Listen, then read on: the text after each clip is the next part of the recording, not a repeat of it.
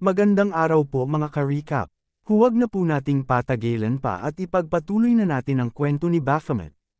Kinuha na nga ng isang matanda si Minwo at sinabi na siya ang unang gagamit sa kanya. Hindi alam ni Minwo kung ano ang gagawin sa kanya ng matatanda pero sumama pa rin siya dito. Pagdating niya doon ay hindi siya makapaniwala. Ipapagawa pala sa kanya ang isang motor. Natawa lang si Minwo sa pag-aakalang nagbibiro ang matanda. Pero bigla siyang nagalit at tinanong ang matanda kung bakit niya daw ito aayusin at sino naman sila para utusan siya. Sinabi ng matanda na siya si Kim Yonja. Ang dalawang matanda naman daw kanina ay si Mrs. Park at si Mrs. Song. Sinabi ni Mrs. Kim na masakit na ang matandang katawan niya at hindi na kayang ayusin ang kanyang motor. Makakatulong daw sa kanya kapag aayusin ito ng batang katulad ni Cha Minwo. Pero biglang lumabas si Minwo na nagrereklamo. Nakatanggap naman ng message si Minwo galing sa system. Sinasabi nito na makakabuti kapag tulungan daw niya si Mrs. Kim. Biglang nagbago ang message ng system at nakatanggap siya ng isang quest. Kailangan niyang tulungan ang mga kapitbahay niya dahil kung hindi, kamatayan niya ang parusa. Nagalit si Baphomet pero sinabi ng administrator na makakatulog ito sa kanya na matuto makipaghalubilo sa mga tao, matutunan niya din mahalin ang kapwa niya. Pero sinabi ni Baphomet na wala siyang pakialam sa mga emosyon na ito. Para sa kanya ay laruan lang ang mga tao. Sinabi ng administrator na kung ito ang paniniwala niya ay papatayin niya na lang si Baphomet. Pinigilan siya ni Baphomet at kusang bumalik siya sa kay Mrs. Kim. Tinanong niya si Mrs. Kim kung ano daw pa ang dapat ayusin. Kinagabihan, may isang pusa na naglilibot sa lugar nila ni Minwo. Napansin niyang may saysakayang umaaligid kaya nagtago ito. May dalawang lalaki na bumaba sa sasakyan at tiningnan ang paligid. Nagsalita ang isang lalaki at tinanong ang kasama kung gaano daw katagal para mapalayas ang mga matatanda sa kanilang mga bahay. Sinabi ng lalaking may peklat sa labi na hindi daw ito matatagalan. Basta umayon sa lahat ang plano. Sino na naman kaya ang mga lalaking ito? Magdudulot kaya sila ng gulo sa tahimik na lugar ng mga matatanda? Lumipas nga ang mga araw at pinagpatuloy ni Baphomet ang pagtulong sa mga matatanda. Mula sa pag-aayos at pagmamartilyo ng mga gamit, hanggang sa pagligtas sa pusa. At pagbangkal ng lupa. Kahit pagkukuha ng mga tuyong dahon sa puno ay ginagawa niya. At dahil dito ay inaasar siya ni Beelzebub at nagkahabulan na naman ang dalawa. Isang araw may ginagawa si Baphomet ay nainis siyang nakita si Beelzebub na nakatihaya lang at nagbabasa ng libro. Tinanong niya ang bata kung ano ang ginagawa nito. Sinabi ni Beelzebub na nagbabasa siya ng nobela na gawa ng mga tao. Interesante daw ito at talentado din daw pala ang mga tao. Naiintindihan niya na daw kung bakit gusto maging tao ni Baphomet. Pinatahimik siya ni Baphomet at tulungan na lang daw siya sa pagtatrabaho. Pero ayaw ni Beelzebub dahil bawal daw sa batas na pagtrabuhan ng mga batang katulad niya. Humiram pang muli ng ibang libro si Beelzebub sa matanda. Sinabi ng system na mukhang mabilis na naka-adapt si Beelzebub sa mundo ng mga tao. Tinanong ni Baphomet ang system kung paano naging batang tao si Beelzebub. Ayon sa administrator ay hindi niya alam. Hinak niya lang ang system ng Earth pero wala siyang alam. Ang tanging makaksagot daw ng tanong niya ay ang gumawa mismo sa Earth. Tinanong niya ang system kung hanggang kailan daw magpapatuloy ang pagtulong niya sa mga matatanda. Sinabi ng system na nakikinabang naman siya sa quest na binibigay sa kanya. Una, pagkatapos niyang ayusing ang motor ay ibinigay ito sa kanya ng matanda. Tinulungan din siya ng isang matanda na maayos ang linya ng kanyang tubig. Minsang tinanong ni Baphomet ang isang matanda kung bakit pa siya tinatawag kung kaya naman nilang ipaayos sa iba. Ayon sa isang matanda ay dating may nakatira sa tinutuluyan ni Cha Minwo. Isang binata din katulad niya. Nagtataka daw ang mga nakatira sa paligid katulad niya kung bakit napadpad sa kanilang lugar ang isang binatang katulad niya. Tuwing dadaan sila sa harap ng bahay ay nakikita nila ang maraming bote ng alak, hindi daw siya lumalabas puwera lang kung bibili ng alak. Ginawang dahilan ni Mrs. Kim na utusan ng binatang yon dahil natatakot sila na baka mamamatay ang binata kapag nagpatuloy lang ito sa kanyang bisyo. Sa simula daw ay may pagdududa din siya kagaya ni Cha Minwo pero nang tumagal ay tahimik niyang ginagawa ang mga gawain ng matatanda. Hindi tumagal ay nagsimula na daw itong kumausap sa kanila at ngumingiti na din siya. Hanggang dumating ang araw na nagpaalam nitong aalis na dahil nakahanap na siya ng makabuluhan na gagawin niya sa buhay. Hiniling niya na kung sino man ang manirahan sa bahay na yon, ay tratuhin nila ng katulad sa kanya. naintindihan ito ni Cha Min-woo. Sinabi niya na kailangan niyang hanapin ang lalaking ito dahil siya pala ang may kasalanan bakit nagtatrabaho siya. Habang kumakain ay tinanong ng matanda si Min-woo kung masarap ba ang pagkain. Nasasarapan si Min-woo sa pagkain inihanda ng matanda sa kanya. Ayon sa matanda, ang mga kabataan ngayon ay hindi gusto ang mga ganitong pagkain. Bigla namang pumasok ang isang babae na tila nasa high school na. Apo pala ito ng matanda. Inanyaya siya ng lola niya na kumain pero sinabi niyang tapos na siya kumain kasama ang mga kaibigan niya. Mag-aaral na daw siya sa kanyang kwarto at huwag siyang istorbohin, sinabi ng matanda kay Min-woo na matalino ang batang yon. Parati daw itong number 1 sa kanilang klase, sa isang sulok naman ng syudad ay nag-uusap ang mga gangster. Tinanong ng isang tauhan ang kanilang boss kung ano ang gagawin nila. Sinabi ng boss nila na wala silang magagawa kung hindi gumawa ng gulo sa lugar ng mga matatanda, mas madali daw ang isang bahay dahil may utang sa kanilang pera ang may-ari ng bahay na yon. Isang hapon ay ginagawa ni Min-woo ang ibang mga iniutos ng matatanda sa kanya kaya napagdesisyonan niyang mahiga at mapatingin sa langit, sa isip niya ay hindi na masama ang kapitbahayan na ito. Habang nagpapahinga ay napansin niyang wala si Beelzebub sa kanilang bahay kaya hinanap niya ito pero bigla siyang nakatanggap ng mensahe mula sa system. Galing ito sa gobyerno, lumabas na pala ang resulta ng kanyang test para malaman ang rank niya bilang hunter. Nang makita ni Min-woo ang resulta ay di na siya nagulat dahil inaasahan na daw niya ito. Bumalik na si Min-woo sa pagtatrabaho para matapos niya ang mga gawain. Isang hapon sa likod ng kanilang bahay, makikita ang babaeng apo ng isang matanda. Naninigarilyo ito malapit sa pader na pininturahan ni Min-woo. Nahuli siya ng kanyang lola na naninigarilyo kaya nainis siya. Sinabi ng lola niya na kapag nahuli siya uli ng kanyang guro ay siguradong hindi na siya makakapasok sa unibersidad. Anong unibersidad daw ang sinasabi ng lola niya? Nasaan daw ang pera para pangpaaral niya? Hindi daw siya mag-aaral sa unibersidad. Sinabi ng lola niya na huwag problemahin ang pera dahil gagawa niya ito ng paraan. Sinagot siya ng apo niya na malulubog lang sila sa utang kapag nag-aral pa siya, dahil daw ito sa kanyang ama na namatay at nag-iwan ng mga utang. Hindi daw ito mababayaran ng lola niya. Biglang may sumali sa kanilang usapan at inalok ng trabaho ang babae. Ito ay ang dalawang gangster. Binati ng gangster ang matanda, nagulat naman ang kawawang matanda at tinanong kung bakit sila nandito ngayong hindi pa naman petsa ng bayaran nila. Ayon sa gangster ay nag-iba ang sitwasyon at kailangan nilang maningil ng maaga. Paano naman daw nila mababayaran agad ang hinihinging pera? Tanong ng matanda. Sinabi ng gangster na ibenta nila ang bahay nila sa kanila. Nagalit ang batang babae at sinabi na wala silang pupuntahan kapag ibinenta nila ang bahay. Sinabi ng gangster na wala daw silang pakialam kung saan sila mapupunta. Narinig niya daw na gustong magtrabaho ng batang babae. Pwede niya daw itong bigyan ng trabaho. Maganda naman kasi ang katawan niya at maganda siya. Pero hindi sumang-ayon ang kasama niyang baguhan dahil minor pa daw ang sinasabihan niya ng ganito. Bigla namang sinabunutan ng babae ang gangster. Sinubukan pang pigilan ng matanda ang apo niyang si Suyon pero biglang tinulak ng gangster si Suyon. Sa kabilang bahay naman ay naroon si Mrs. Kim at Beelzebub na nag-uusap. Naaaliw sa pagbabasa ng mga nobela ang bata. Pero napansin ni Mrs. Kim na tila may tao sa labas. Napansin din ito ni Beelzebub. Lumabas si Mrs. Kim at may dalawang tao nga na sumalubong sa kanya. Mayroon din sa labas ng bahay ni Mrs. Song kaya walang tigil sa pagtahol ang kanyang aso.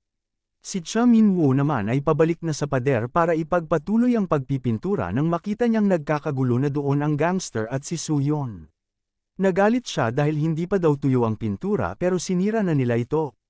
Nagulat din ang mga gangster dahil di nila inaasahan na may nakatirang binata pala dito. Pinaubaya ng gangster sa baguhan niyang kasama si Min-woo para iligpit. Galit na galit si Min-woo dahil plano niya sanang kunan ng larawan ng pader dahil ito ang unang proyekto niya sa pagpipantura. Akmang susuntukin na ng baguhang gangster si Min-woo pero sa mga oras na iyon ay nagulat ang isang gangster nang makitang lumilipad ang kasama niya na parang balahibo. At sa isang kisap mata lang ay nasa harap na niya si Min-woo. Sigurado siya na hunter ang binatang yon. Ito ang ikinwento niya sa kanyang boss. Hunter din pala ang boss ng mga gangster pero matagal na daw siyang tumigil. Tinanong ng tauhan ang boss kung bakit siya tumigil. Ayon sa boss ay maraming malalakas na hunter kaya siya tumigil. Ang huling misyon niya ay noong may nakasama siyang hunter na tila pakiramdam niya ay napakalayo ng agwat nila. Sobrang lakas at galing daw nito. Pero kalimutan na daw nila ito. Kailangan nilang pagpuunan ng pansin ang pagpapaalis sa mga matatanda. Unahin na nila ang binatang sagabal sa kanilang plano. Kailangan nilang mag-background check sa hunter na ito.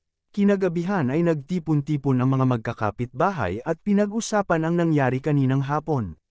Halos lahat daw sila ay pinuntahan ng mga gangster at pinanggugulo ang kanilang bahay. Sinira ng mga lalaki ang ibang gamit sa kanilang bahay, at pati ang kanilang hardin ay sinira din daw ng mga lalaki. Matagal na nilang naririnig na merong redevelopment project sa kanilang lugar kaya baka ito ang dahilan. Saan na daw pupulutin ang mga matatandang katulad nila kapag pinaalis sila sa lugar na ito? Umalis si Minwoo sa gitna ng gabi na tila may pinaplano. Tinawag siya ni Soo-yeon at tinanong kung totoong hunter daw ba siya. Ang alam daw niya ay tumatanggap ang mga hunter ng pera para sa ibang trabaho. Iniabot ni Soo-yeon ang kaunting pera kay Minwoo at sinabi na ito lang daw muna ang meron siya pero dadagdagan niya ito kapag nakapagtrabaho na siya. Nakikiusap siya na kung pwede ay gawa ni Minwoo sana ng paraan na hindi na bumalik ang mga gangster. Pero sinabi ni Minwoo na hindi na kailangan ng bayad. Pinaplano na niyang iligpit ang mga yon kahit hindi man makiusap si Soo-yeon sa kanya. Pagbabayaran daw nila ang ginawang kaguluhan sa kanyang kapitbahayan. Naghahanda na si Minwoo para umalis nang marinig niyang may ulong sa kanya, ito pala ay si Beelzebub. Sinabi ni Beelzebub na alam niyang gagawin ni Baphomet ito kaya naghanda na siya ng maaga. Nilagyan niya ng mga familiar spirit ang mga gangster na pumunta sa bahay ni Mrs. Kim. Ituturo daw sa kanya ng familiar spirit na ito kung nasaan ang kuta ng mga gangster. Hindi na nagsayang ng oras si Baphomet at umalis na pero nasa labas pala si Taeyong. Tinanong niya si Baphomet kung saan siya pupunta. Hindi daw siya pwedeng pumatay maliban lang kung binigyan siya ng misyon. Tinanong ni Minwoo na kahit ang mga taong yon ay mga masasama. Lalo na daw dahil mga sibilyan sila. Sagot ni Taeyong. Paano naman daw kung bubugbugin niya ang mga ito hanggang mag-agaw buhay lang? Sinabi ni Taeyong na pwede naman daw. Biglang tinawagan ni Taeyong si Song-an at ipinaalam na nakaalis na si Cha Min-woo. Sa kuta naman ng mga gangster ay nagbibigayan na sila ng sahod dahil sa ginawa nilang panggugulo sa mga bahay ng matatanda. Habang nakikipagkwentuhan ay nakarinig sila ng kaguluhan. Maririnig ang ibang kasamahan nila na nagsisigaw at nagtatanong kung sino ang taong nakapasok. Isa-isang pinapabagsak ni Minwoo ang mga gangster. Isa-isa niya rin itong pinuputulan ng mga braso. Natulala na lang ang ibang mga gangster sa takot. Makikita sa mukha ni Minwoo na hindi siya nakikipaglaro sa kanila.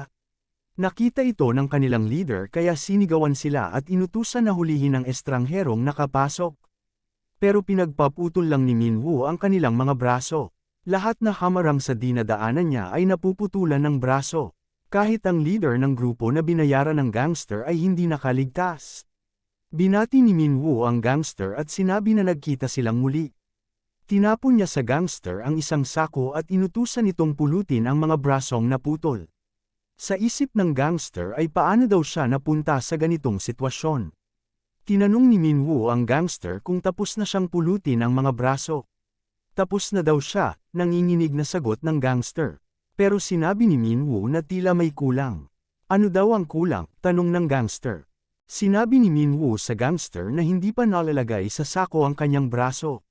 Matapos ni Minwoo na maasikaso ang mga gangster na yon ay dumiretso na siya sa opisina ng boss. Sa labas ay nagbabantay ang baguhang gangster na pinalipad niya. Ang boss naman ay biglang nakatanggap ng tawag. Nalito siya at inakalang prank call lang ito. Pero nagulat siya nang makita ang baguhang gangster. Tama nga daw ang sabi ng tauhan niya. Parang lumilipad ito na parang balahibo.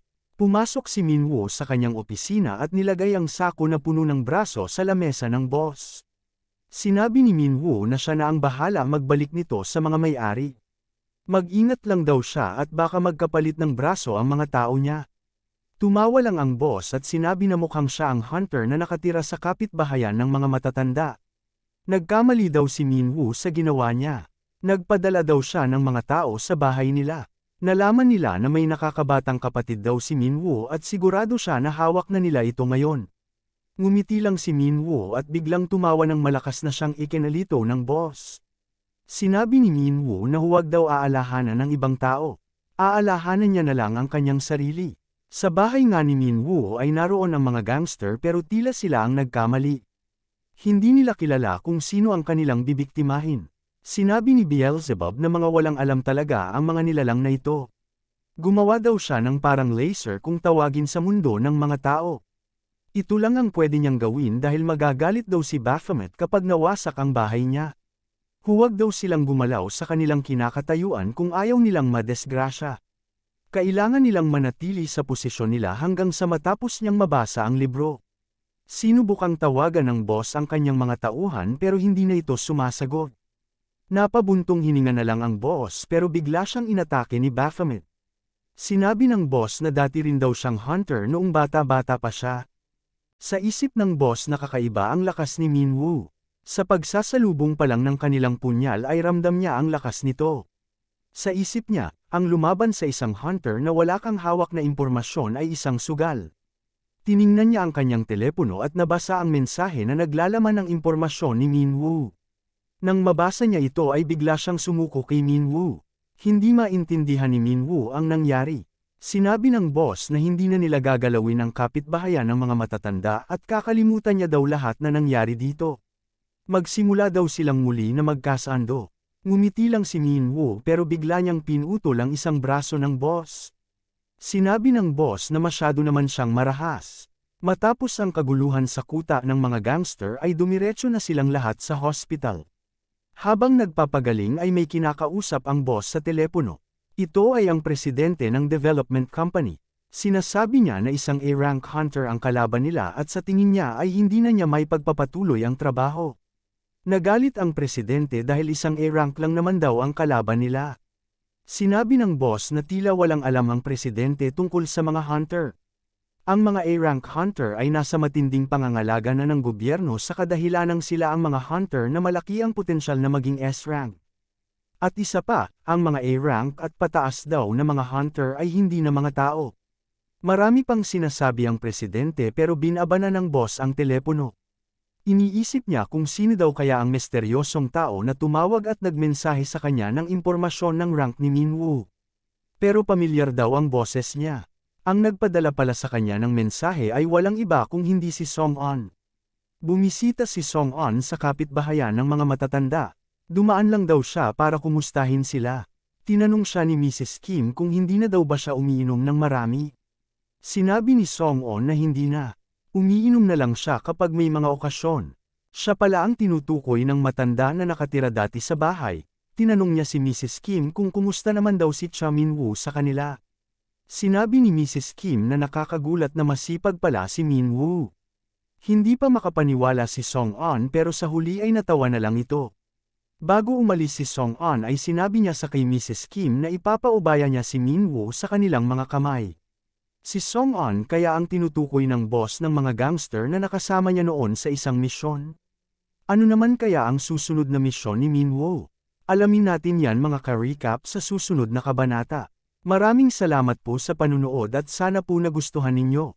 Please like our videos po and also subscribe to our channel. Maraming salamat po. See you soon. Bye!